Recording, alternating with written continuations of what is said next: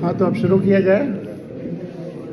प्रिय भाई धर्मेंद्र जी, आशुतोष जी और सभी उपस्थित अतिथिगण और प्यारे बच्चों और विद्यालय के प्राचार्य और कर्मचारी बंधु,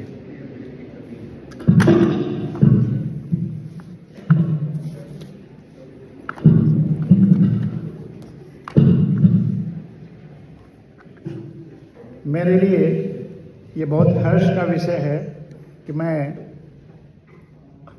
आज हमें यहाँ आपके सामने आने का मौका मिला। इस क्षेत्र में आना मेरे लिए हमेशा एक तीर्थ यात्रा रहती है, क्योंकि यहीं की हवा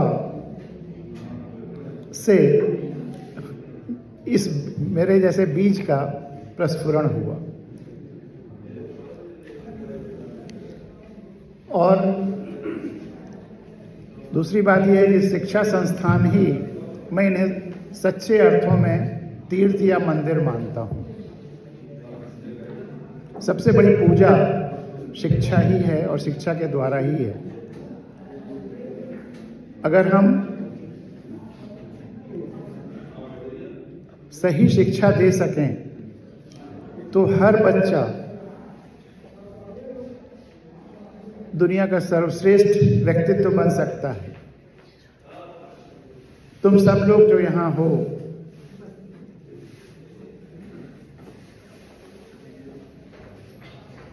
तुम सब बच्चे जो यहां हो, वह देश और दुनिया के सर्वश्रेष्ठ व्यक्तित्व बन सकते हैं। कितने बच्चों ने हमारे पिछले प्रोग्राम में यहां भाग लिया था? सब नए हैं कि कुछ पुराने भी हैं? सब नए हैं, तो सारी बातें फिर कही जा सकती हैं। आज तक जितने भी महापुरुष हुए हैं, चाहे वो अवतार माने जाते हों, महापुरुष माने जाते हों, जो भी हुए हैं, वह सब एक वृक्ष हैं और तुम सब एक बीज हो। और हर बीज में हर वृक्ष से बड़ा होने की संभावना होती है। इसलिए तुम सब अगर अपनी क्षमताओं को पहचानो और सही दिशा में अपनी क्षमताओं के अनुसार आगे बढ़ो, धीरे धीरे एक समय आएगा कि तुम इस देश और दुनिया के सर्वश्रेष्ठ व्यक्तित्व बन सकते हो। सर्वश्रेष्ठ सफलता की दृष्टि से नहीं, पद की दृष्टि से नहीं। सर्वश्रेष्ठ वो है जो अपने लिए, अपने परिवार के लिए, समाज के लिए, प्रकृति के लिए और धरती के लिए सबसे बड़ा काम करता है। सब में संतुलन रखता है। बहुत सारे ऐसे व्यक्ति होंगे जो बहुत बहुत बड़े पद पाए हुए हैं और अपने लिए सब कुछ कर रहे हैं, तो वो सर्वश्रेष्ठ नहीं हुए। सर्वश्रेष्ठ हुए जिन्हें हो सकता है कोई न जानता हो, लेकिन वह देश, दुनिया और धरती के लिए बड़ा काम कर रहे हैं। अरे वाह बहुत अच्छा, जादू कर दिया आपने तो। जुगाड़ से अब हम लोग वास्तविक टेक्नोलॉजी पे आ गए। अरे वाह वाह वाह,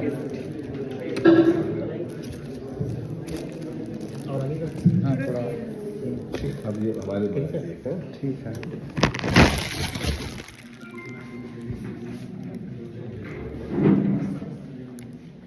देखिए, आवश्यकता आविष्कार की जननी है। बहुत बहुत धन्यवाद। और तो मैं कह रहा था कि सफलता या श्रेष्ठता वो है जो सबके कल्याण के लिए काम करे। केवल अपने लिए या अपने परिवार के लिए या किसी सीमित दायरे में काम करे तो वह सर्वश्रेष्ठता नहीं है। आज के अखबार में, इंडियन एक्सप्रेस में, आज आते समय रास्ते में देखा एक खबर है, आप लोगों ने मैं कहीं ना कहीं पढ़ी सुनी होगी। Mumbai, Dhaka, London, New York in line of threat from rising sea level. समुद्र का पानी का स्तर जिस रफ्तार से बढ़ रहा है उससे इन शहरों को मुंबई, ढाका, लंदन, न्यूयॉर्क कुछ सालों में डूब जाएंगे। Says WMO report, world meteorological organisation report. यानी कि इस धरती पर सबसे बड़ा संकट क्या है? धरती बीमार है।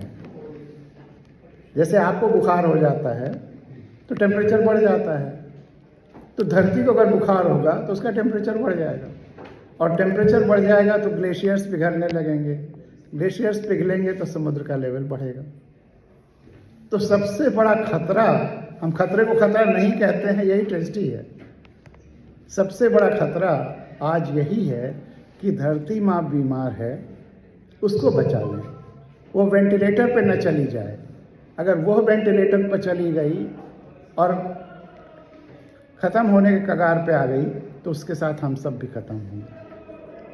तो हमारी माँ, धरती माँ, हम इस धरती पर जितने जीव जंतु वनस्पतियाँ हैं सबकी माँ है, और हमारी माँ बीमार है।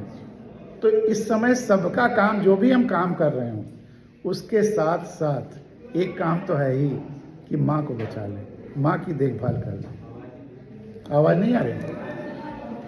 और पास करके बोलते हैं। तो सबसे ज़रूरी काम ये है कि हम धरती माँ को बचाएं, जो भी काम करते हैं उसके साथ साथ। और धरती माँ को कैसे बचा सकते हैं? हम सब बचा सकते हैं, हम सब की भागीदारी होगी। उसके लिए किसी बड़े पद की ज़रूरत नहीं है।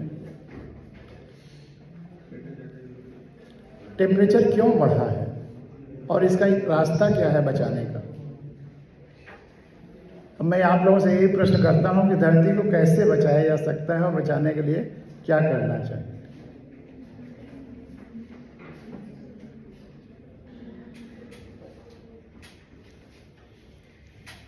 आप लोग तो बताइए। आप लोग विज्ञान के भी विद्यार्थी हैं, सबने साइंस पढ़ी है।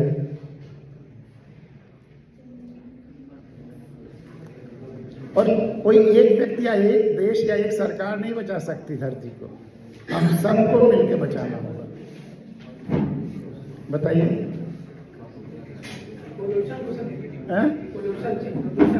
पोल्यूशन कम किया जाए तो पोल्यूशन कैसे कम किया जाएगा?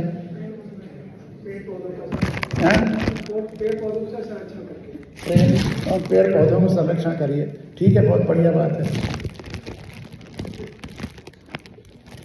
पेड़ पौधों को बचाना ये तो बहुत अच्छी बात है, लेकिन आज से पहले 50 साल पहले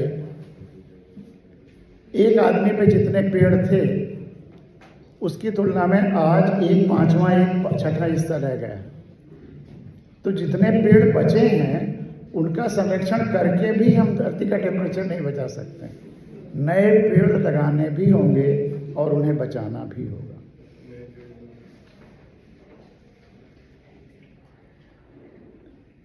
तो आपका सवाल सही है, लेकिन इसमें कुछ और जोड़ने की ज़रूरत है। आपका उत्तर सही है।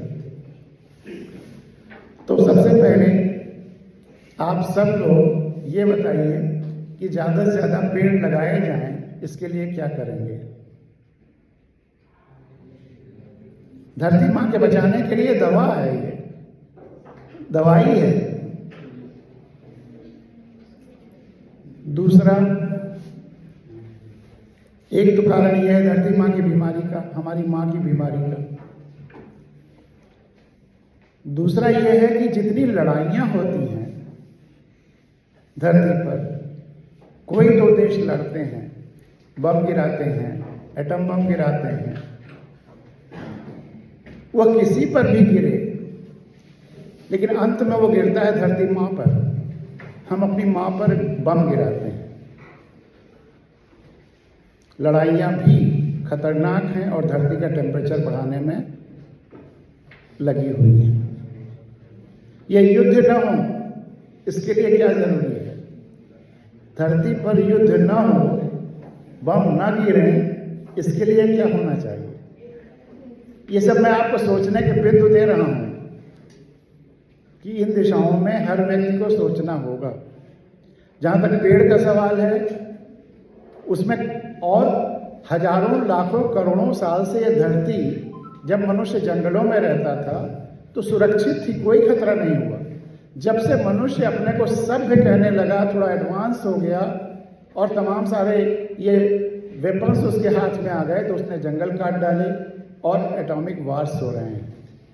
तो कोई भी एटॉमिक जो गिरता है बम, या कोई बम गिरता है, तो सबसे मनुष्य और अन्य जीव जंतु वनस्पतियां तो खत्म होती हैं, धरती पर गिरता है, धरती पर एक घाव करता है। हम एटॉमिक बॉम्ब्स को अगर धरती पर नहीं गिराते हैं, टेस्टिंग के लिए भी अगर समुद्र में गिराते हैं तो भी धरती को घाव होता है।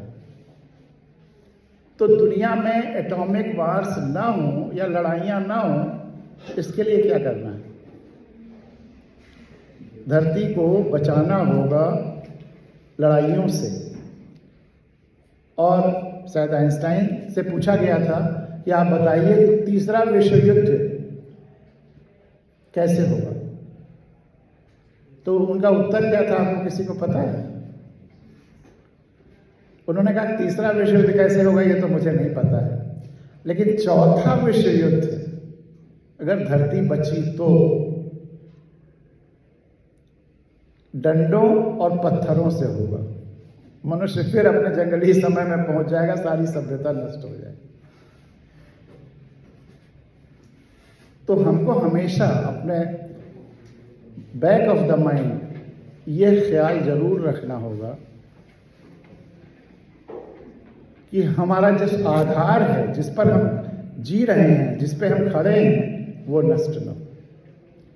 और इसके लिए हमारी शिक्षा में भी बहुत परिवर्तन की ज़रूरत है, हमारे मैनेजमेंट प्रिंसिपल्स में भी बहुत कुछ परिवर्तन की ज़रूरत है।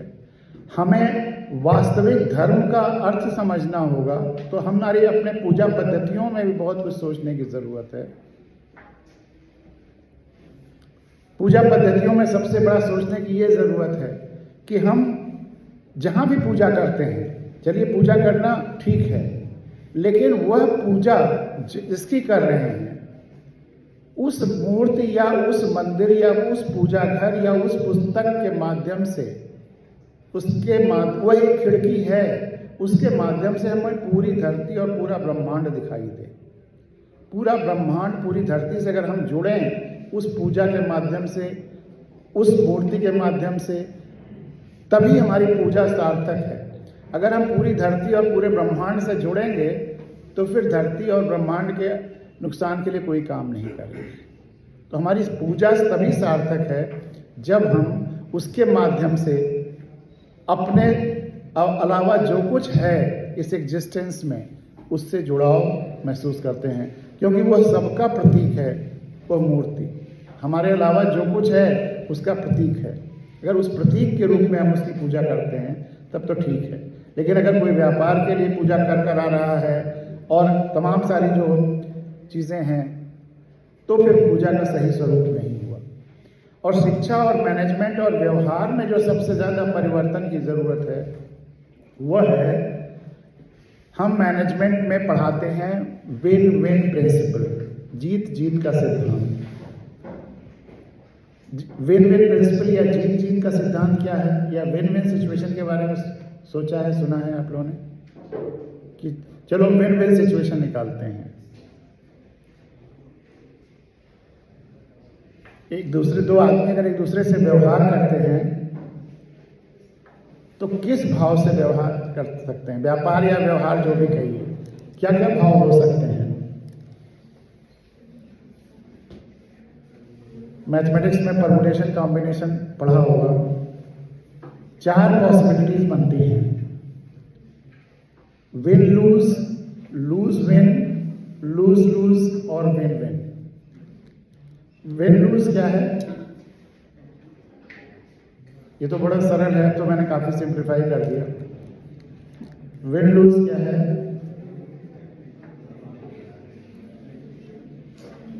तुम लोग जानते हो लेकिन हिचकिचा रहे हो बोलो, विन लूज क्या है? जिसको भी आता खोले तो बोले। हाँ जो भी आता है वो बोलिए आप लोग। गलत सही जो भी बोलना है बोलिए, बोलने का ध्यान से जारी रखिए। विन लूज या जीत हार, दो व्यक्ति हो, ऑर्गेनाइजेशन हो, एंटिटीज हो, जो भी अगर एक दूसरे से व्यवहार कर रहे हैं और दोनों इस बात से एडमेंट हैं या उसी भाव से व्यवहार कर रहे हैं कि जीत मेरी जीत हो और सामने वाले की हार हो, तो ये हुआ जीत हार का सिद्धांत। कि दो व्यक्ति या दो ऑर्गेनाइजेशंस, दो देश, कुछ भी दो लोग जो आपस में व्यवहार या व्यापार या इंटरेक्शन कर रहे हैं इस भाव से कि मेरी जीत हो अगले की हार। इसका दूसरा हार जीत, हम इस तरह से व्यवहार करें कि हम आज तुम्हारा फायदा हो भले मेरा नुकसान हो जाए, मैं जिससे व्यवहार कर रहा हूं उसका फायदा हो मेरा भले नुकसान हो जाए। यह संभव है हार जीत।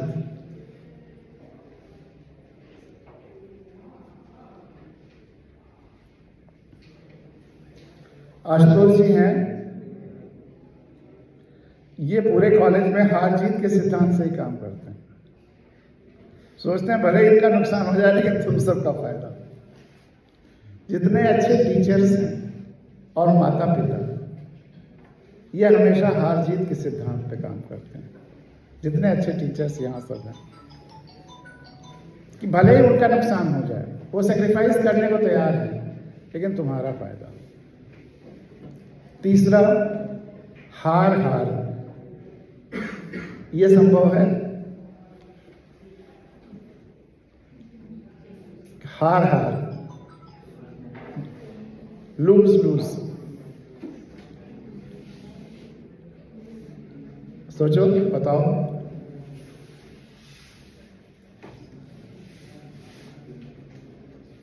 जो भी मन में आ रहा बताइए, कुछ भी, कुछ सोचो, कुछ बताओ तो हमें उत्साह मिलेगा ना। हार हार सोचो। ऐसी कोई सिचुएशन होती है जहां हार हार हो?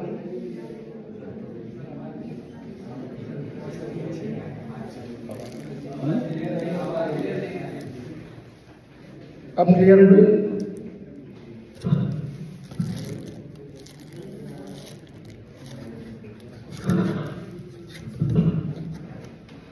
अब क्लियर हुई? देखो अब क्लियर हुई है? पीछे बताओ, अब आवाज क्लियर है? हाथ उठाओ अगर आवाज क्लियर है। पीछे ठीक। हाँ, तो हार हार की बात हो रही थी। कुछ ऐसे लोग होते हैं या ऐसी सिचुएशंस होती हैं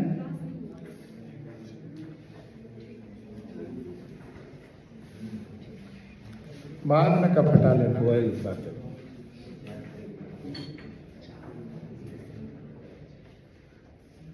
कि हम इस तरह से व्यवहार करें कि आपका नुकसान हो भले मेरा भी नुकसान हो।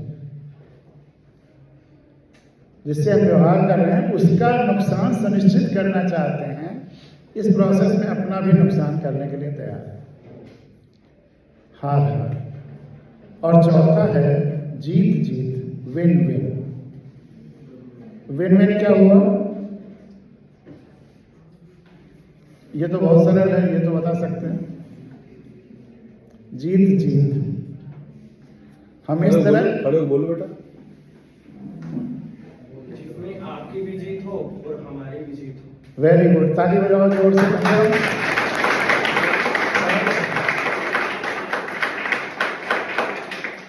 ऐसा व्यवहार करना है, ऐसी स्थिति बनाना कि जिसमें दोनों की जीत हो। यह मैनेजमेंट का या व्यवहार का या इंटरेक्शन का आइडियल माना गया। अब पहले दो सिचुएशंस पर आइए। दो आदमी इस तरह से व्यवहार कर रहे हैं या दो एंटिटीज, दो ऑर्गेनाइजेशंस, दो नेशंस, कोई भी दो यूनिट्स इस तरह से व्यवहार कर रहे हैं कि दोनों एडमेंट है कि हमारी जीत हो अगले का हार हो। अगर दोनों इसी पर एडमेंट रहेंगे का तो अंत में क्या होगा? अगर हम दो व्यक्ति हैं और दोनों इसी पर एडमेंट है कि हमारा फायदा हो, हमारी जीत हो, भले इसका नुकसान हो, दोनों इसी पर एडमेंट है, तो क्या होगा? झगड़ा होगा, लड़ाई होगी, कॉन्फ्लिक्ट होगा। और कॉन्फ्लिक्ट चाहे फिजिकल हो चाहे लीगल हो, दोनों में फिर दोनों का नुकसान होता है। चाहे कोर्ट में जाके लड़ें, चाहे घर में लड़ें, चाहे ऑर्गेनाइजेशंस आपस में लड़ें, दोनों का नुकसान होता है। लड़ाई में हमेशा दोनों का नुकसान होता है। आप उधर देखते हुए क्यों खड़े हैं? आप हमको देखते हुए सुनिए तो ज्यादा मजा आएगा हमको। अच्छा, वहां सुनिए, कोशिश कर रहे सबको पहुंच रहा है नहीं। आप हाथ उठाइएगा तो मुंह मेरा अगर दूर जाएगा तो पास में खड़े हो ऐसे। मैं आपको देखता रहूंगा।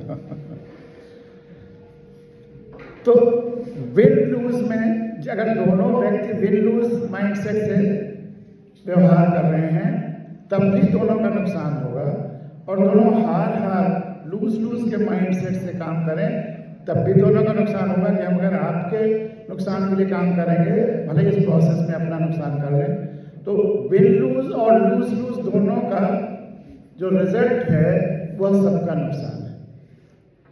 तो इसलिए विन विन एक अच्छा सिद्धांत माना गया जीवन का, व्यवहार का, मैनेजमेंट का। लेकिन क्या ये आइडियल है? अब तक बहुत सारे मैनेजमेंट इंस्टीट्यूट्स में इसको पढ़ाया जाता है, लेकिन क्या win lose ideal win win आदर्श या आइडियल सिचुएशन है या आइडियल तरीका है? कोई बच्चा क्या विन विन आइडियल है, आदर्श है, भले ही माना जाता है या पढ़ाया जाता है?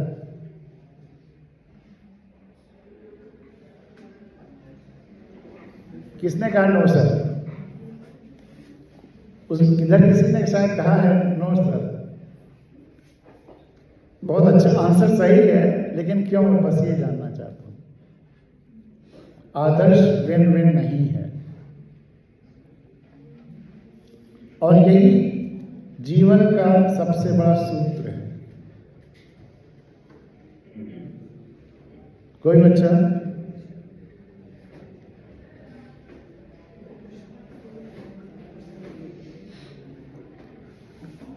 कोई जो भी आए सोचो।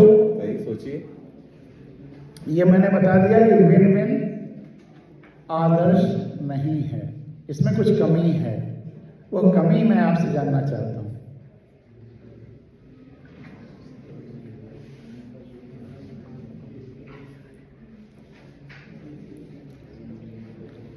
दो व्यक्ति हैं, किसी को, तीसरे को, या कोई चोर है, डकैत है, किसी को लूट करके या उसके यहाँ चोरी करके आधा आधा बांट लें, तो उन दोनों का तो विन विन हो गया ना। लेकिन उस दूसरे व्यक्ति का क्या हुआ?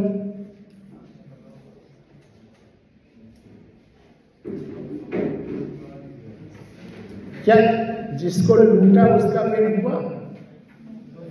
इन दोनों का तो विन विन हो गया। तो क्या विन विन सही है? और जो संकट की बात हम लोग कर रहे थे अभी, जो इंडियन एक्सप्रेस के आज की रिपोर्टिंग में, सारे मनुष्यों ने मिल करके पेड़ों को, वनस्पतियों को, जीव जंतुओं को नष्ट कर दिया। सारे मनुष्यों का विन विन हो गया, लेकिन और जीव जंतुओं, वनस्पतियों का और धरती का विन हुआ? दो देश आपस में मिल जाएं और बाकी सारे देशों को लूट लें, और जो दो देश मिले हैं आपस में वो आधा आधा बांट लें, या उन दोनों का विन विन हो जाए और बाकी सारे देश तबाह हो जाएं, तो क्या ये आइडियल है विन विन? यानी कि विन विन बहुत सीमित दायरे में और बहुत सीमित सोच के साथ मैनेजमेंट या सक्सेस का फार्मूला बनाया गया। और धरती अब तक, दुर्भाग्य यही है कि विन विन के सिद्धांत पर चलती रही।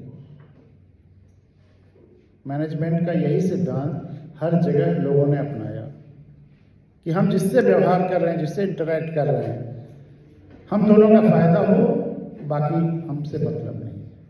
पूरी धरती का क्या हो रहा है, समाज का क्या हो रहा है, देश का क्या हो रहा है, और जितना भ्रष्टाचार है पूरी दुनिया में, विन विन प्रिंसिपल पे सब जायज हो जाता है। जो घूस दे रहा है और जो घूस ले रहा है, या जो ग्रेटिफिकेशन दे रहा है और ले रहा है, उन दोनों का तो विन विन हो रहा है। लेकिन देश का क्या हो रहा है, समाज का क्या हो रहा है? तो हर जगह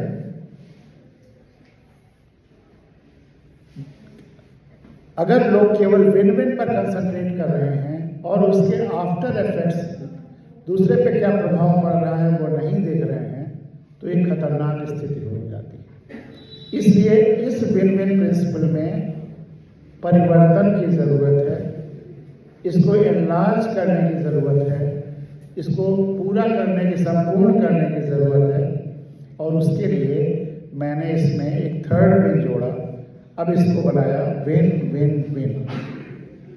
और जो ये तीसरा विन है, तीसरा जीत है, वो जो दो व्यक्ति आपस में व्यवहार कर रहे हैं, उनके अलावा इस धरती पर जो भी एग्जिस्ट करता है, जो भी है, उसका भी हित, उसका भी फायदा अपने दिमाग में रखना है। हम जिसके साथ जो भी इंटरेक्शन कर रहे हैं, जो भी कदम उठा रहे हैं, उस कदम से हम जिसके साथ हैं उसके अलावा और किसी का नुकसान तो नहीं हो रहा है। जिसके साथ हैं उसका तो फायदा हमें देखना ही है, अपना फायदा भी देखना है, लेकिन उसके अलावा और किसी का नुकसान तो नहीं हो रहा है। अगर और किसी का नुकसान हो रहा है तो फिर यह खतरनाक है, घातक है। विन विन लूज ने ही आज धरती को इस कगार पर पहुंचाया। तो ये तो ध्यान आया इस रिपोर्ट के आधार पर चर्चा के लिए कि हमको अब जीवन में विन विन विन के प्रिंसिपल से पूरी लाइफ जीना है। हर कदम पर इस टेस्ट से पहचानना है कि हम सही हैं, गलत हैं। इस पर कई जगह बड़े अच्छे सवाल बच्चों ने पूछे जब विन विन विन प्रिंसिपल मैंने बच्चों को बताया। एक बड़ा रिप्यूटेड मैनेजमेंट का इंस्टीट्यूट है चेन्नई में, ग्रेट लेक्स, वहाँ मेरा लेक्चर हो रहा था मैनेजमेंट का। यही प्रिंसिपल जब मैंने बताया, ग्रेट लेक्स के जो मैनेजर जो मतलब उसके फाउंडर थे, वो मुझे लेकर के आए थे कि आधा घंटा मैं इंट्रोड्यूस कर दूंगा पांडे जी को और उसके बाद फिर ये बातचीत करेंगे। और उनके कोई अमेरिकन क्लाइंट आए हुए थे, उनके साथ उन्हें डिस्कशन करने के लिए जाना था। लेकिन बातचीत में उन्हें इतना रस आया कि वो पूरा लेक्चर तक बैठे रहे और अपने मैनेजमेंट को जो अमेरिकन क्लाइंट थे उनको भी जाके वहाँ बैठा लिया।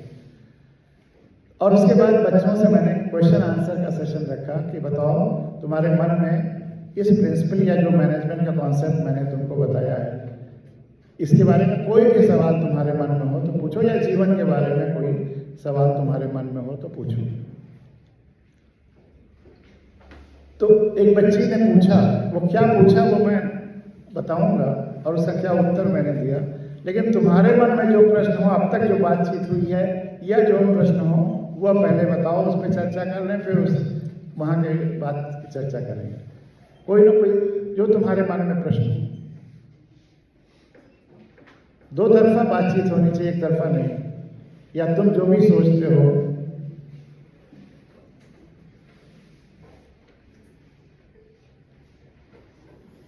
आशुतोष जी बच्चों से कहिए, कुछ पूछे। हाँ, वेरी गुड। सर मेरा नाम है Dinesh Dubey, D com first year.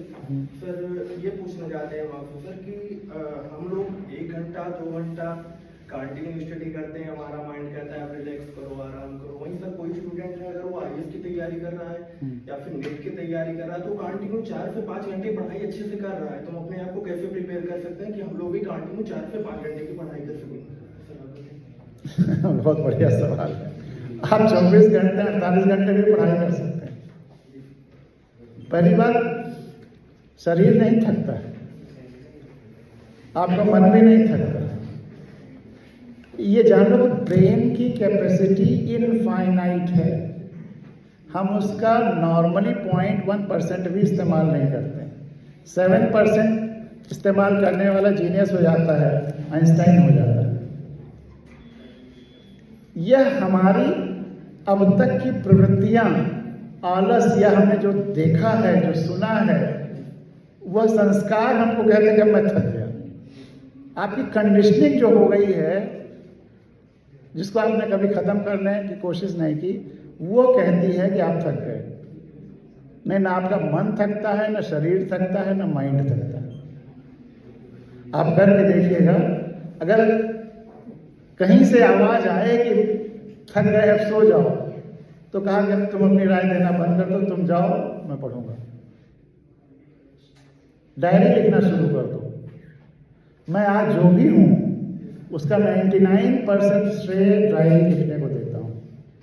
अपने डिटर्मिनेशन, गांव में बोरा झोरा लेकर के आम के पेड़ के नीचे पड़ करके यात्रा शुरू हुई, जिस समय में मैंने सोचा भी नहीं था कि मैं कुछ भी हो पाऊंगा।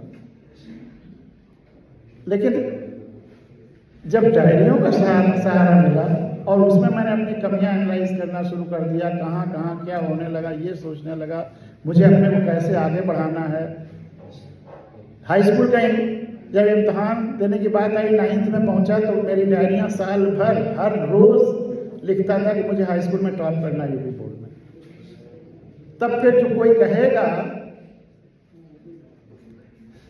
भैया आगे बात मत करो प्लीज, बेटा बात मत करो आप लोग ना, बहुत जरूरी बात है, वो बच्चा सुन रहा है, और अगर आपको कुछ बात करना तो बाहर जाके बात कर लीजिए,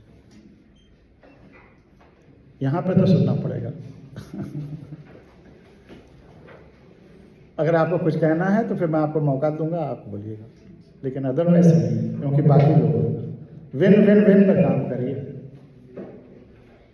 हम सब का नुकसान करके और लोगों का नुकसान करके आप अपना फायदा करें, ये विन लूज लूज है, उसका उदाहरण मत दीजिए, वो पॉसिबल नहीं। हाँ, तो हो सकता है कि आपके भी काम आ जाए, आपके अपने बच्चों को भी ये बातें बताएं तो वो ज़रूरी हो उनके लिए। और अगर गैर ज़रूरी समझते हैं सारी बातचीत, तो फिर अपना समय क्यों बर्बाद कर रहे हैं।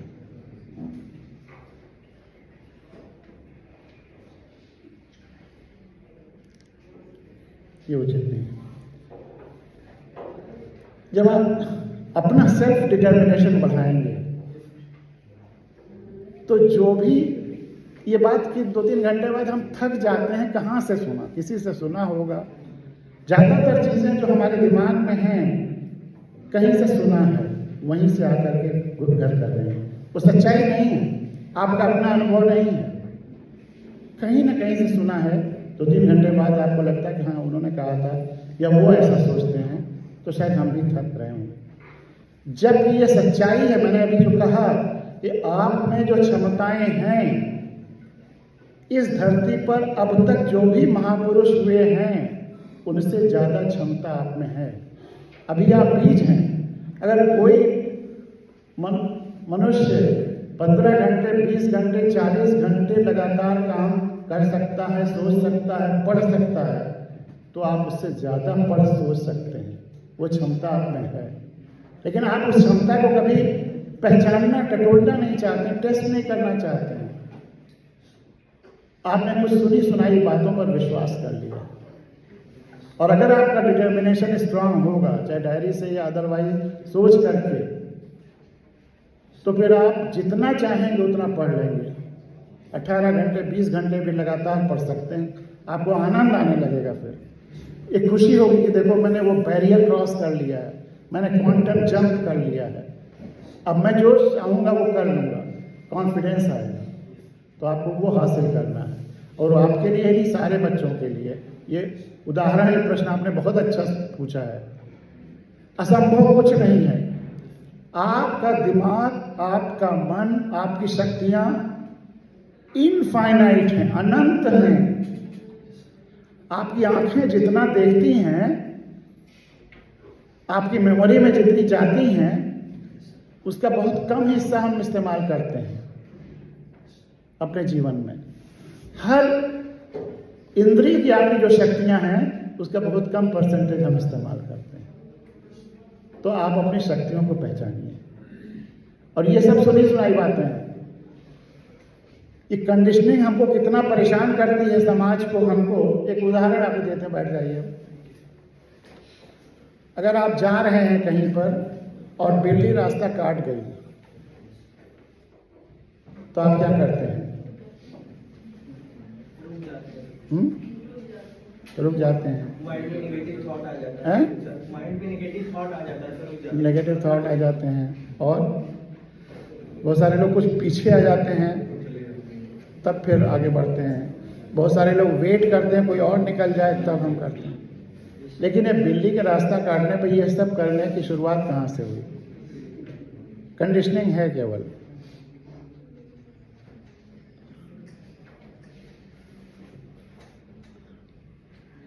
शुरुआत कब से हुई होगी? ये तो आसान है। हमारे माइंड की नेगेटिविटी से एक दूसरे से सुनकर। हाँ, लेकिन वो उसकी शुरुआत, वही तो मैं पूछा, इसकी शुरुआत कहाँ से हुई होगी?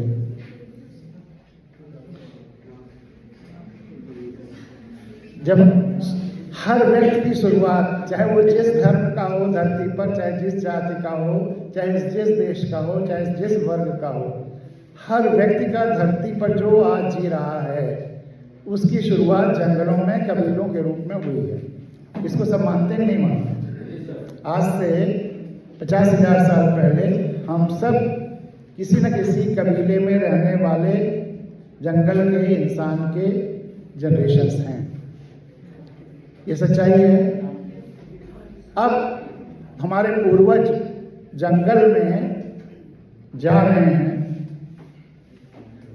उस समय सड़कें नहीं थी, पगडंडियां भी शायद नहीं बनी होंगी, क्योंकि ज़्यादा लोग चले तभी पगडंडी बनती है। लोगों को कहीं जाना है, जा रहे हैं। और दुनिया में सबसे ज़्यादा सूंघने की शक्ति किसकी होती है?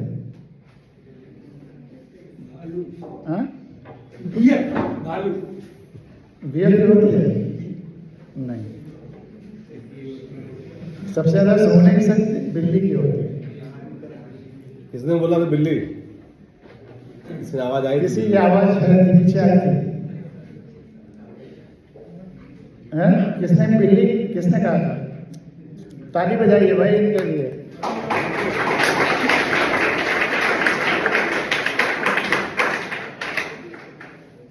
और उस जगह, उस समय जब हम जंगलों में रहते थे, तो हमें सबसे ज़्यादा खतरा जंगली जानवरों से ही था।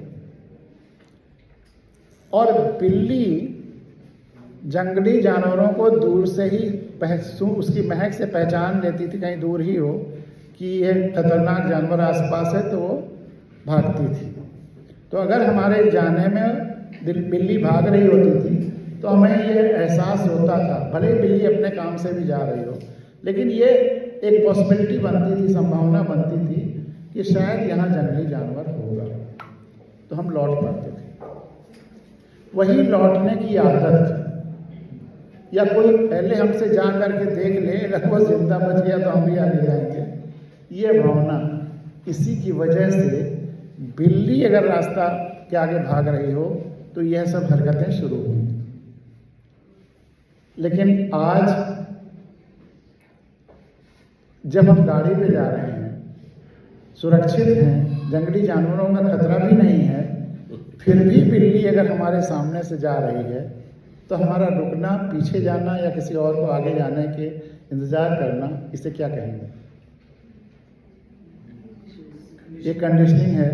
और ये कंडीशनिंग ऐसे होती है कि जैसे हमने छाता तान लिया बारिश में या धूप में, और बारिश या धूप खत्म हो गई, और फिर भी हम छाता ताने हुए चले जा रहे हैं।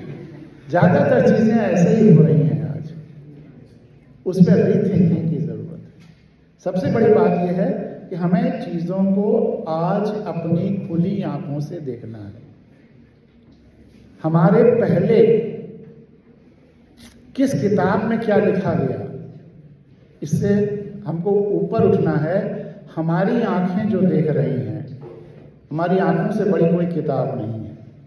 हमारी आंखें कुछ और देख रही हैं और किसी किताब में कुछ और लिखा हुआ है, तो हमें किस पे विश्वास करना है, अपनी आंखों पर या किताब पर? तो सब अपने लिए ताली बजाओ, एकदम सही बात है, अपनी आंखों पर विश्वास करना।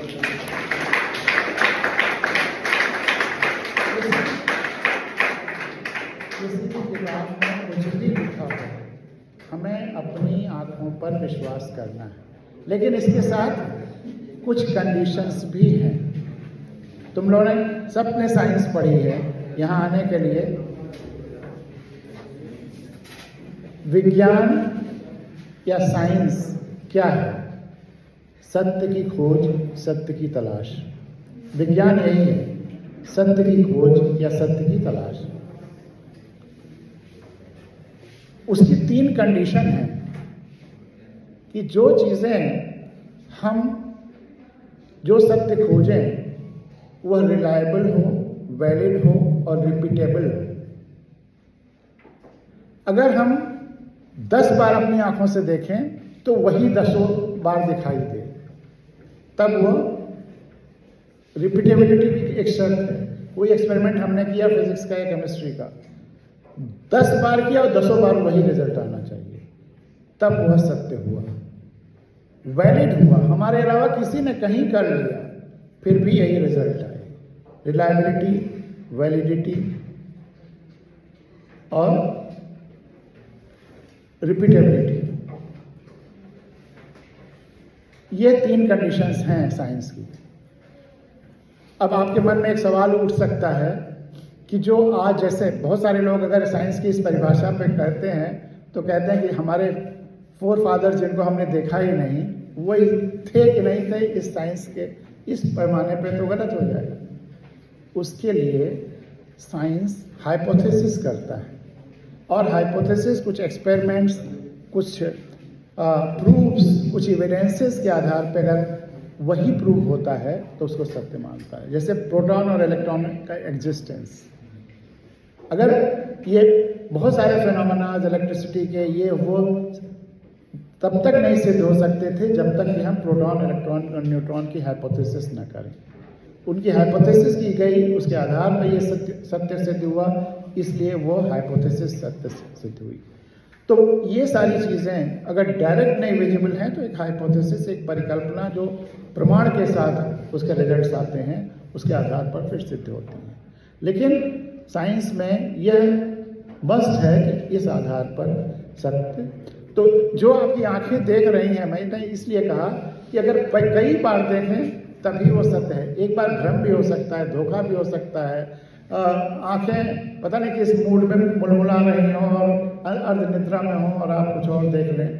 तो इसलिए अगर बार बार वो चीज़ आपको अपनी आंखों से दिख रही है तो आपको उसी को सत्य मानना है। अगर किसी किताब में कुछ और लिखा है तो आपको उस किताब को दरकिनार कर देना, अपनी आंखों पर विश्वास करना है। बुद्ध ने भी इसे कहा था, अपदीपो भव, अपने आत्मदीप खुद बनना है।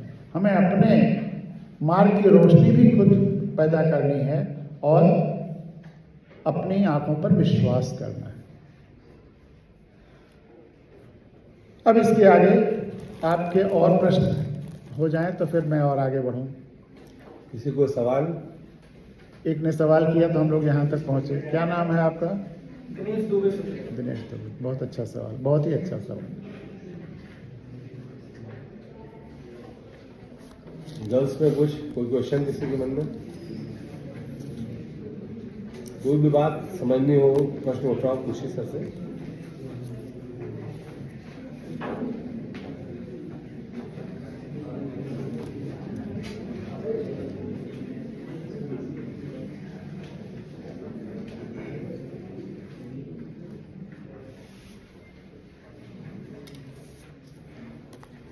कोई प्रश्न?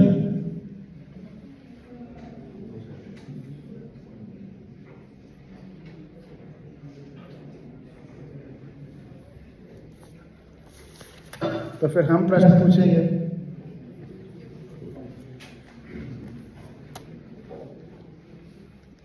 अच्छा ये बताओ कि इस धरती पर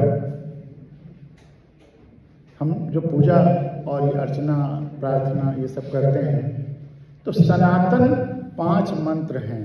उन 5 मंत्र कौन से हैं? सनातन मंत्र, जिसको इंडियन फिलॉसफी में तो है ही, वेस्टर्न फिलॉसफी के बड़े बड़े फिलॉसफर्स ने बहुत श्रद्धा तारीफ की है।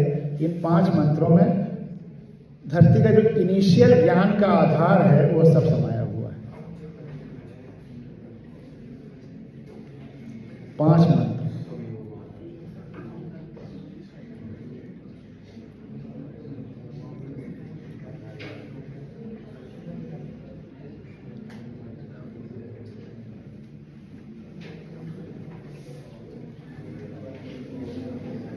बताएगा कोई? इसी मंत्र के बारे में डिस्कस कर सकते हैं, लेकिन और कोई बातचीत नहीं।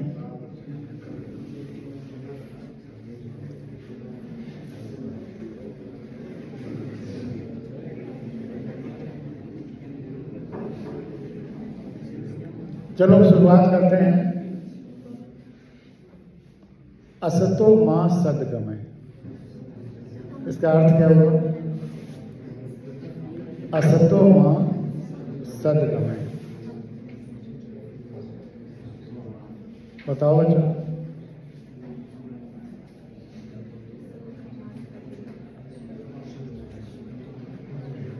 हाँ, वेरी गुड। बताओ। हे प्रभु हमें सत्य का मार्ग दिखाओ। हैं? हे प्रभु हमें सत्य का मार्ग दिखाओ। सत्य की ओर जाना। तो बहुत, हाँ, बहुत एग्जैक्ट नहीं हुआ, थोड़ा सा और सोचो। बैठ जाओ। और नहीं, आप भी बता सकते हैं। सत्य से सत्य की ओर जाना। असत्य से सत्य की ओर जाना, इसमें प्रभु को नहीं लाया गया है। हमें खुद अपने अंदर यह क्षमता लानी है कि हम असत्य से सत्य की ओर बढ़ें, क्योंकि प्रभु तो, जब हमारे अंदर प्रभु तो बैठा ही हुआ है, तो हमें असत्य से सत्य की ओर जाना है। आपके लिए भी ताली बजाओ।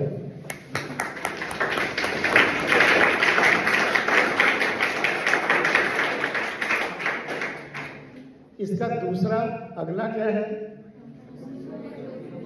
हैं? बोलो। अंधकार से प्रकाश की ओर आगे। नहीं, तो इसका क्या है? तमसो मां ज्योतिर्गमय, अंधकार से प्रकाश की ओर जाना है। बैठ जाइए, बिल्कुल सही, ताली बजाइए।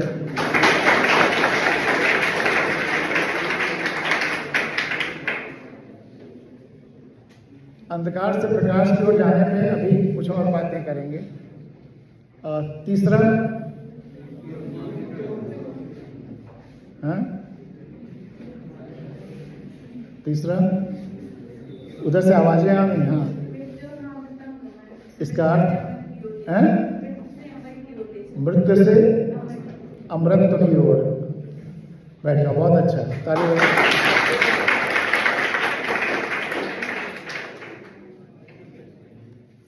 चौथा, इस सीक्वेंस में नहीं है, लेकिन उतना ही पावरफुल और महत्वपूर्ण है।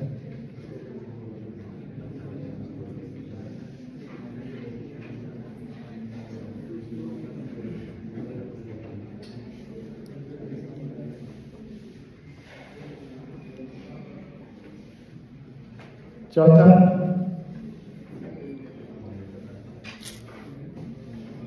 वसुधैव कुटुंबकम।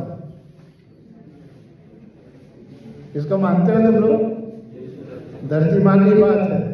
धरती माँ के बच्चों का एक परिवार है। हम सब मनुष्य, जीव जंतु, वनस्पतियां, सभी प्राणी एक परिवार है जिसकी माँ धरती है। वसुधैव कुटुंबकम, वसुधा के जितने भी बच्चे हैं सब एक परिवार है, एक बड़ा परिवार है। और इसी के साथ जो कोट किया जाता है, सर्वे भवन्तु सुखिनः, सर्वे भवन्तु सुखिनः, सर्वे सन्तु निरामयाः। और हाँ, इसका अर्थ बताइए।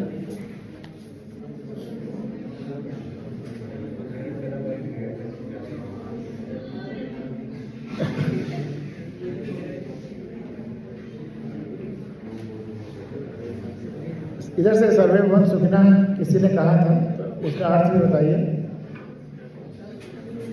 सभी लोग सभी का मतलब कल्याण हो और सुख समृद्धि हो।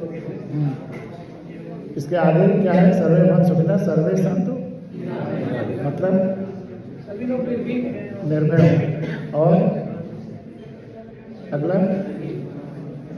सर्वे भद्राणि पश्यन्तु और न कश्चित् दुख भाग भवे। सर्वे भद्राणि पश्यन्तु, सब लोग कल्याणकारी चीजें देखें, मतलब चाहे सबका कल्याण हो और सब सबका कल्याण देख सकें। और ना कश्चित् दुख भाग भवे, किसी को दुख न हो। वही संपूर्ण धरती एक बड़ा परिवार है, इसी को एम्फेसाइज किया गया। और ये पांचों सूत्र भी अपने में विन विन विन प्रिंसिपल की जरूरत को हाईलाइट करते हैं, महत्व उसका बताते हैं।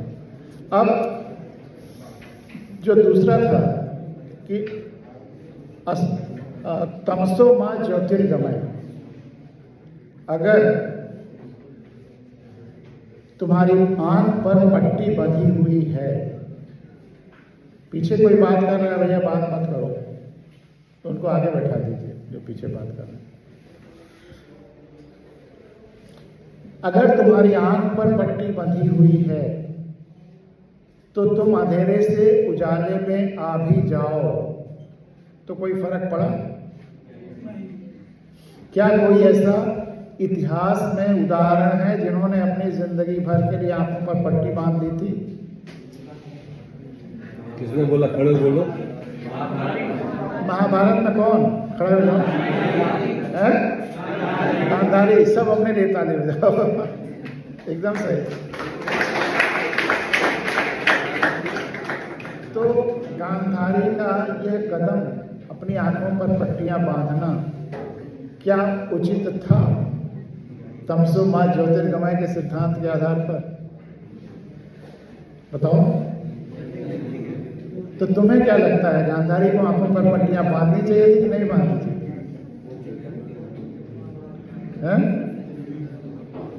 जोड़ो, उठो, बोलो। बताओ, कोई बताओ, बांधना चाहिए था कि नहीं बांधना चाहिए था? Very good. अब ताली बजाओ और फिर मैं छोटी सी कविता सुनाता हूं तुमको गांधारी की। इस पर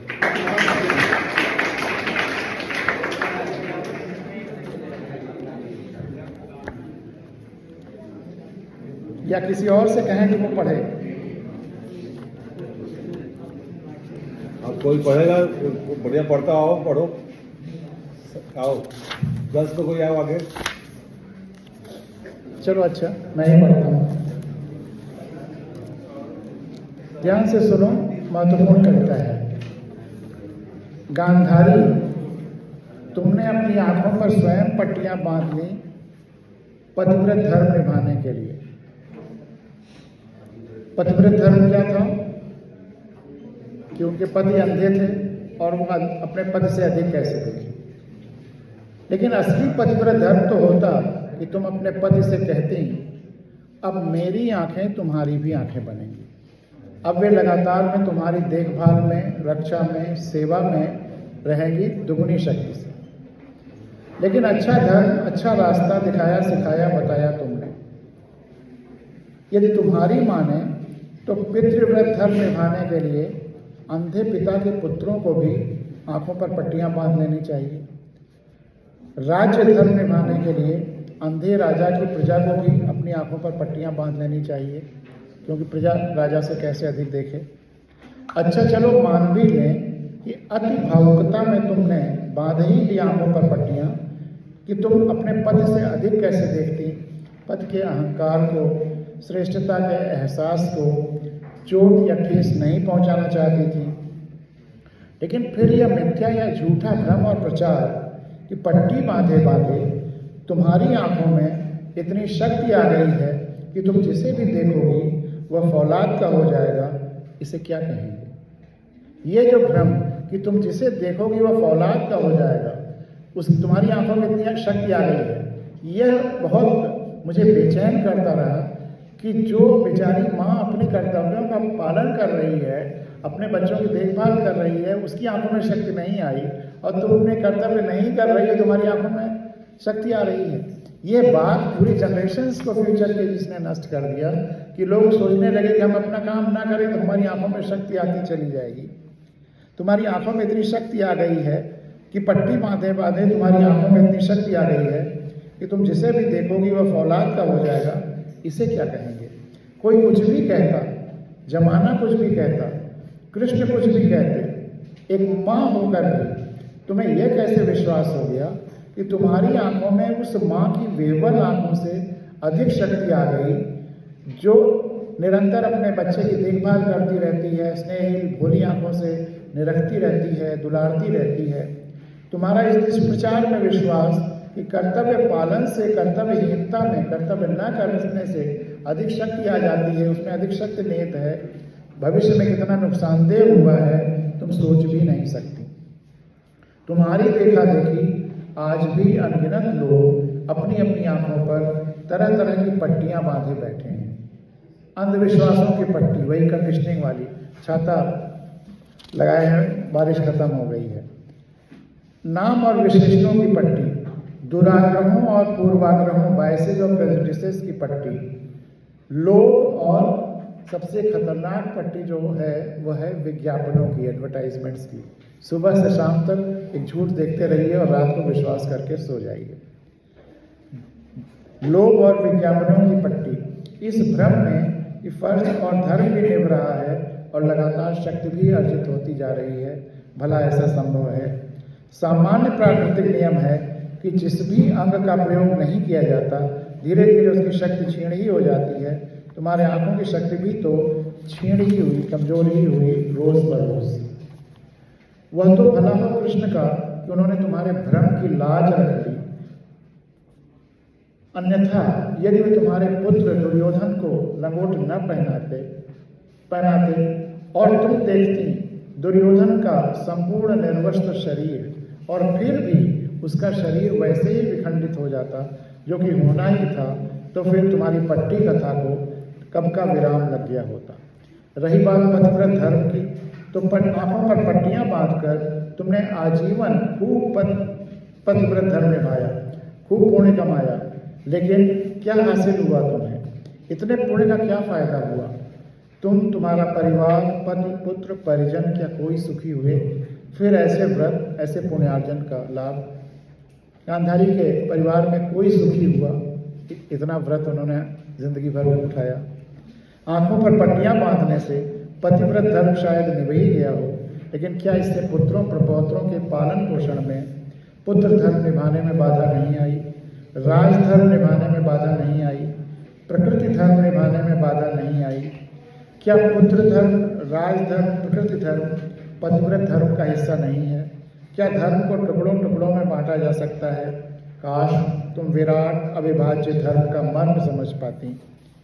वैसे सारे धर्म निभाने का जिम्मा क्या तुम्हारा ही था? क्या धृतराष्ट्र का कोई धर्म नहीं था? पत्नी व्रत धर्म निभाने के लिए, पुत्र धर्म निभाने के लिए, राजधर्म निभाने के लिए आदेश देना चाहिए था तुम्हें कि तुम उन्हें आदेश देना चाहिए तुम्हें कि तुम अपनी आंखों की पट्टियां खोल दो, कि तुम अपने आंखों की पट्टियां खोल दो। तो आंखों की पट्टियां चाहे जिस रूप में हैं हों, उन्हें बंद न रख करके पट्टियों को खोल देना ही सबसे बड़ा महत्व का काम है शिक्षा का। शिक्षा का उद्देश्य ही माना जाता है तमसो मा ज्योतिर्गमय। तो अगर शिक्षा ने आपकी आंखें नहीं खोली, आपकी आंखों की पट्टियां नहीं खोली, तो शिक्षा अधूरी रह गई। और आंखें खोलने का आज़ाद हिंदुस्तान में जो सबसे बड़ी किताब है, वो जानते हैं कौन है? कौन ऐसी किताब है आज़ाद हिंदुस्तान में? भैया बात ना करो। हाँ, आज़ाद हिंदुस्तान में कौन ऐसी किताब है जिसको पढ़ने के बाद आपकी आंखें खुल जाती, सारी पट्टियां दूर हो जाती? महाभारत।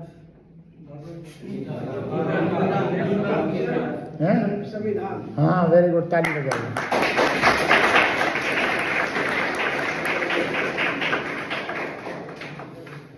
भारत का संविधान ही वह किताब है जिसको पढ़ने के बाद आपकी आंखें खुल जाती हैं। उदाहरण के लिए एक सवाल आपसे पूछता हूं, इस देश का मालिक कौन है?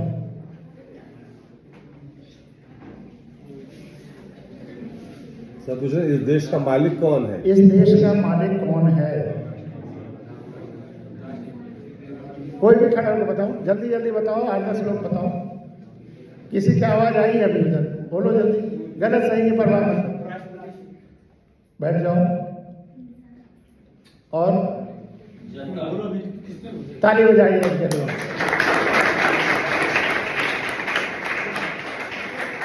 कई आवाजें आ रही थी, प्रधानमंत्री कोई कह रहा था, कोई कुछ कह रहा था। आप इस देश के मालिक हैं, लेकिन आप मालिक किसी और को समझे हुए हैं। अब इससे ज्यादा बंद आंखें क्या हो सकती हैं? आप अपने को जानते ही नहीं कि आप क्या हैं। आप इस देश के मालिक हैं और आपको यह मालिक किसने बनाया है? फिर ताली बजाइए, बहुत सही उत्तर।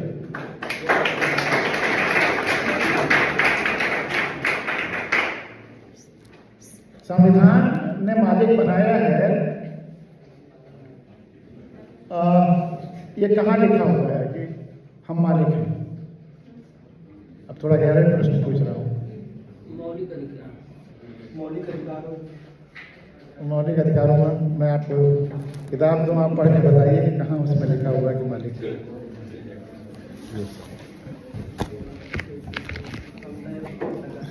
है। मौलिक अधिकार कौन कौन से? अच्छा, आपने मौलिक अधिकार कह दिया, तो मौलिक अधिकार कौन कौन से हैं? पहला है सर हमारा समानता का अधिकार, ठीक। दूसरा है स्वतंत्रता का अधिकार, और तीसरा है स्वपड़ के विरोधी का अधिकार, हाँ। और चौथा है धार्मिक स्वतंत्रता का अधिकार, पांचवा है शिक्षा और संस्कृति का अधिकार। लेकिन उसमें कहाँ लिखा कि हम मालिक हैं? हम मालिक हैं, ये कहाँ लिखा है? ये तो राष्ट्रपति मालिक है, जैसा कि किसी ने बताया, आप ही ने बताया था। तो मालिक राष्ट्रपति फिर भी ये अधिकार आपको दे सकता है। हम मालिक हैं, ये कहाँ लिखा हुआ है? और बताओ, संविधान अगर आप पढ़ेंगे तो आप चौंक जाएंगे, विस्मय होगा कि इतने साल तक हम गलतफहमी में रहे और हम क्या हैं और क्या समझते रहे। आहा वाली फीलिंग आएगी और आपका जीवन बदल जाएगा।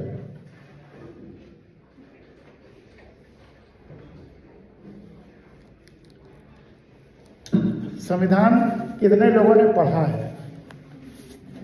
किसी ने नहीं पढ़ा है। और संविधान में पहला मूल कर्तव्य क्या है? फर्स्ट फंडामेंटल राइट्स भी है और फंडामेंटल ड्यूटीज भी हैं संविधान में। तो पहली फर्स्ट फंडामेंटल ड्यूटी क्या है? पहला कर्तव्य,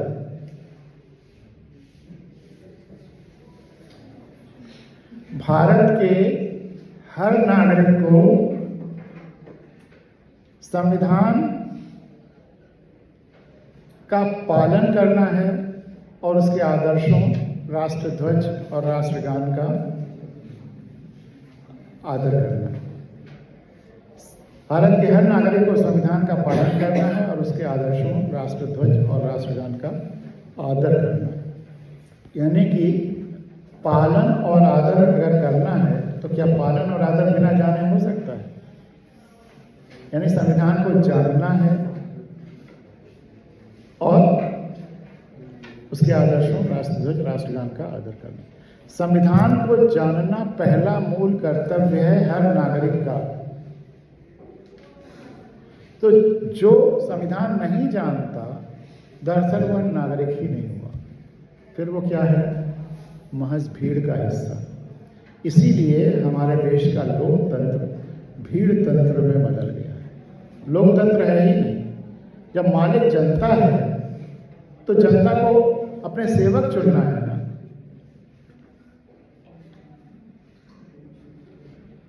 लेकिन हम अगर अपने को प्रजा समझे हुए हैं तो फिर राजा चुनेंगे। जो भोपाल बना के आएगा, जो राजा जैसा स्वांग रचेगा, हम उसको चुनेंगे। अब कहाँ लिखा है कि हम मालिक हैं, वह आपके सामने मैं पढ़ता हूँ। भारत के संविधान का जो सबसे महत्वपूर्ण अंग है उसका प्रस्तावना, प्रियम्बल या उद्देशिका, नाम सुना है प्रस्तावना? वह मैं पढ़ता हूँ, आप भी उसको रिपीट करिए, मैं धीरे धीरे पढ़ता हूँ। दो दो तीन तीन शब्द उसको तोड़ तोड़ करके आप भी उसको। हम भारत के लोग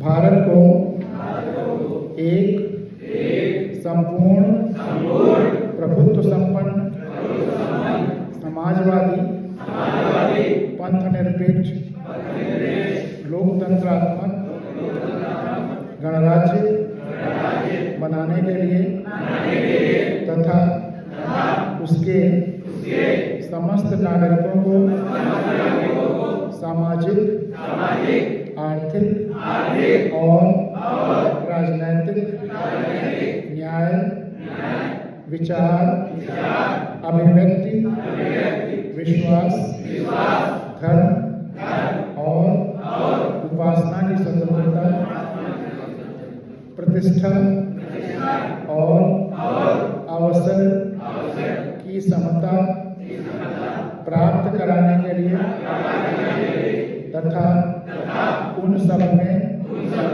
व्यक्ति की गरिमा और राष्ट्र की एकता और अखंडता सुनिश्चित करने वाली बंधुता बढ़ाने के लिए दृढ़ संकल्प होकर अपनी इस संविधान सभा में आज तारीख 26 नवंबर 1949 ईस्वी को एतद द्वारा इस संविधान को अंगीकृत, अधिनियमित और आत्मार्पित करते हैं। यह है प्रियम्बल या उद्देशिका, जिसको सुप्रीम कोर्ट ने कई जजमेंट्स में कहा है यह हमारे संविधान का मूलभूत ढांचा या बेसिक स्ट्रक्चर है। कोई सरकार किसी संविधान संशोधन के द्वारा इसमें कोई परिवर्तन नहीं कर सकती। अब इसमें कुछ महत्वपूर्ण बिंदु हैं। हम भारत के लोगों ने इस संविधान को बनाकर 26 नवंबर 1949 ईस्वी को इसको अंगीकृत किया। मतलब अंगीकृत करना मतलब हाँ, स्वीकार करना, और किसी को सौंपने की बात ही नहीं। हम भारत के लोगों ने अंगीकृत किया, खुद स्वीकार कर लिया, ये बनाया और खुद स्वीकार कर लिया। अधिनियमित, इसको नियम बनाया। 26 नवंबर से संविधान ही नियम बन गया देश का। और आत्मार्पित, खुद से खुद को अर्पण, आत्म से आत्म को अर्पण, आत्मार्पण, खुद से खुद को अर्पण। तो हम भारत के लोगों ने संविधान बनाया और खुद को अर्पण कर दिया। तो संविधान किस दिन पास हुआ? 26 नवंबर 1949। और गणतंत्र दिवस हम लोग कब मनाते हैं? 50 को किस दिन? तो ये 26 जनवरी को क्यों मनाते हैं जब 26 नवंबर को पास हो गया, अधिनियमित भी हो गया। अधिनियमित होना मतलब लागू होना ही हो गया ना। अब यही नियम हो गया, लागू हो गया। लेकिन 26 जनवरी को क्यों हुआ?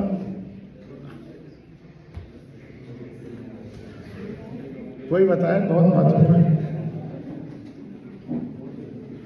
गणतंत्र दिवस हम मनाते इसीलिए है कि संविधान लागू हो रहा है, लेकिन 26 जनवरी तक क्यों? क्योंकि लाहौर कन्वेंशन में 1930 में पहली बार पूर्ण स्वराज्य की घोषणा की गई थी देश के लिए 26 जनवरी को। तो इसलिए उस दिन की याद में 26 जनवरी से लागू किया गया। लेकिन सारे प्रोविजंस 26 जनवरी से नहीं लागू किए, तमाम प्रोविजंस 26 नवंबर से लागू हो गए और तमाम को 26 जनवरी से नोटिफाई किया गया। इसलिए दोनों दिन थोड़ा थोड़ा लागू हुआ है। और तो संविधान किसने बनाया? संविधान में क्या लिखा हुआ है? हम भारत के लोगों ने बनाकर खुद से अर्पण किया।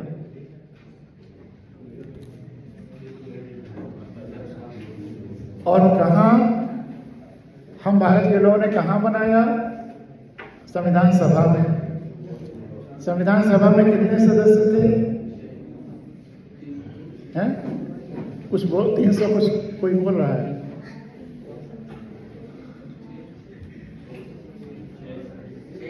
हैं?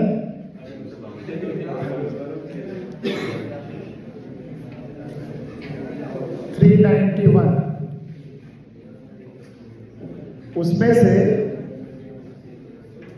ज्यादातर 300 के करीब तो पूरे देश से चुने हुए थे और बाकी जो उस समय राज्य थे अलग अलग, उनके प्रतिनिधि थे।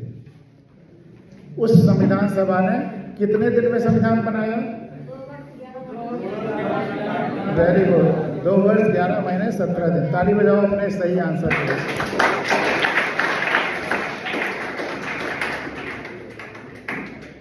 तो संविधान सभा में दोनों तरह के सदस्य थे, चुने हुए भी और राज्यों के प्रतिनिधि भी। और कितनी समितियां थी संविधान सभा में? अलग अलग कार्यों के लिए अलग अलग समितियां बनाई गई थी। अधिकारों के लिए एक समिति, कर्तव्यों के लिए एक समिति, तमाम अलग अलग चीजों के लिए अलग अलग समितियां थी। तो ये अलग अलग समितियां कितनी थी? 15 मेन समितियां थी और 6 या 7, यहाँ ये बढ़ जाएगी, 6 या 7 अन्य समितियां थी। संविधान सभा के अध्यक्ष कौन थे? संविधान सभा के अध्यक्ष कौन थे? किसने कहा? डॉक्टर राजेंद्र प्रसाद। खड़े हो जाइए। किसी ने कहा डॉक्टर राजेंद्र प्रसाद? खड़े हो जाइए। खड़े हो जाइए। किसने कहा डॉक्टर राजेंद्र प्रसाद?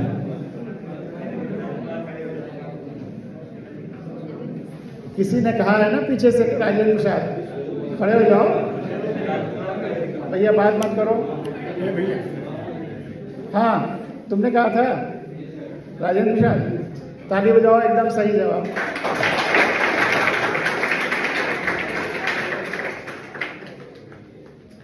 संविधान सभा के अध्यक्ष राजेंद्र प्रसाद थे, राजेंद्र बाबू थे, जो देश के पहले राष्ट्रपति थे।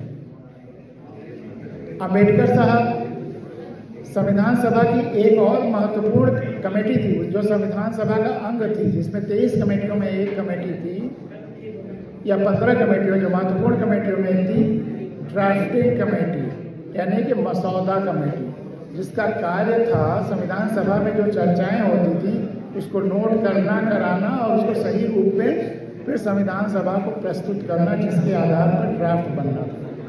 उस बातचीत बंद करो, बातचीत बंद करो।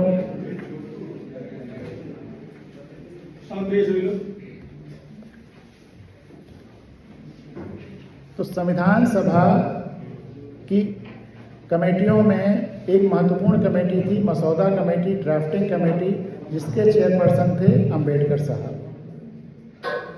तो अंबेडकर साहब का भी महत्वपूर्ण योगदान है, लेकिन सारा फैसला, सारे डिसीजंस संविधान सभा ने किए हुए थे, उसी को लिख करके प्रस्तुत करने का काम जो अंबेडकर साहब की कमेटी के नेतृत्व में हुआ।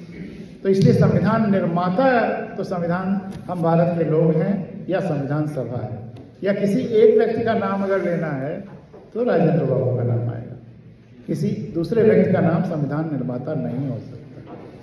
तो यह भ्रम अगर फैला हुआ है तो इसको भी निवारण करना है। अब उस पृष्ठ पर कि भारत के संविधान में हम भारत के लोगों को सत्ता हमारे पास है, ये कहाँ लिखा हुआ है? इसमें है लिखा हुआ है लोकतंत्रात्मक गणराज्य। गणराज्य का क्या मतलब है? गणराज्य का क्या मतलब है?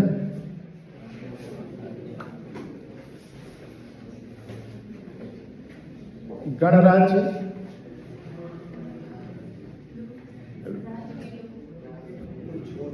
गणराज्य मतलब जनता का राज्य, गण का लोगों का राज्य।